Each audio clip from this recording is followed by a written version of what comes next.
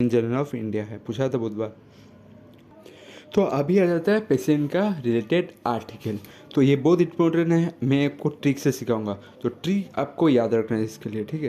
तो पहला देखते हैं, पहला आप लोगों को कुछ सेल वाइज याद करना है। जैसे कि 50 के आर्टिकल क्या बोलता है, there should be a president of India, मतलब पोस्ट होना चाहिए प्रेसिडेंट का। फिर आपका एग्जीक्यूटिव पावर, ठीक है, एग्जीक्यूटिव पावर होना चाहिए। एग्जीक्यूटिव समझा ना, जो हम लोग का चलाने जो पावर होता है, उसका कानून व्यवस्था ये सब।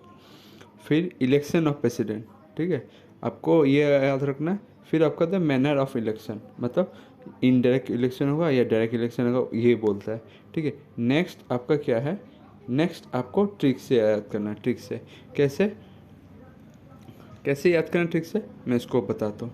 इसको ट्रिक से करना है। टैक, टैक, टैक के ऊपर हम लोग का कॉपरेशन है, ठीक है। टैक हम लोग को कॉपरेशन देता है, हाँ, टेक्नोलॉजी हम लोग को कॉपरेशन देता है ना लाइफ में। जैसे आपका मोबाइल हो गया, कंप्यूटर हो गया, बहुत कुछ ऐसा है, ठीक है।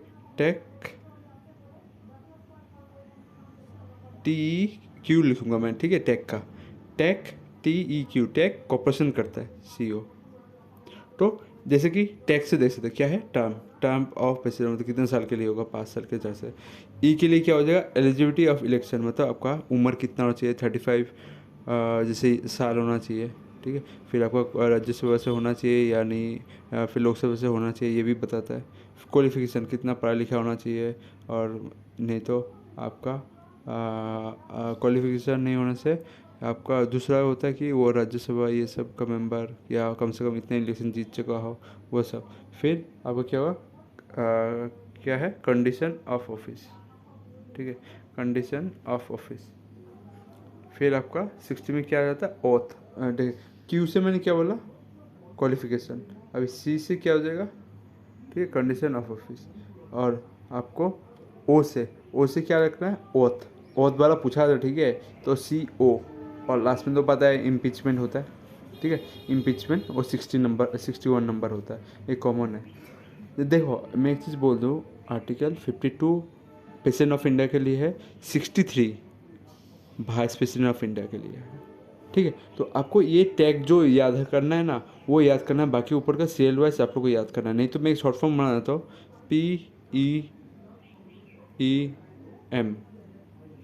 ठीक है, PEM, ठीक है, ये आप लोग याद कर सकते हैं, ठीक है, ये वाला होगा PPEM, पेम, ठीक है, पेम।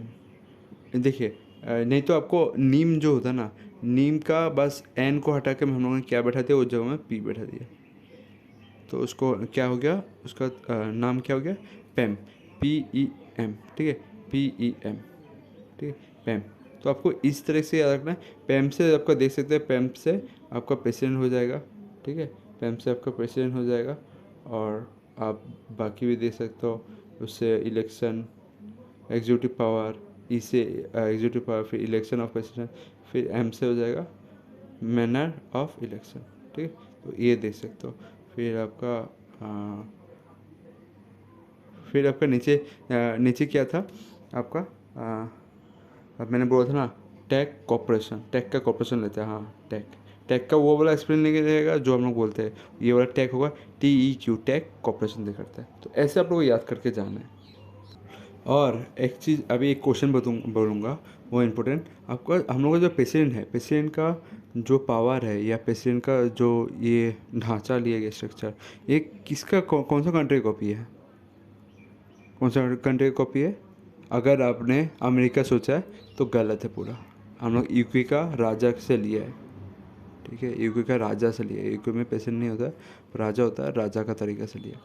आप लोग देखिएगा, यूके का राजा का उतना कुछ खास पावर नहीं है, ठीक है, पर अमेरिका का प्रेसिडेंट का बहुत ज़्यादा पावर है, उधर प्राइम मिनिस्टर का उतना पावर नहीं है, ठीक है।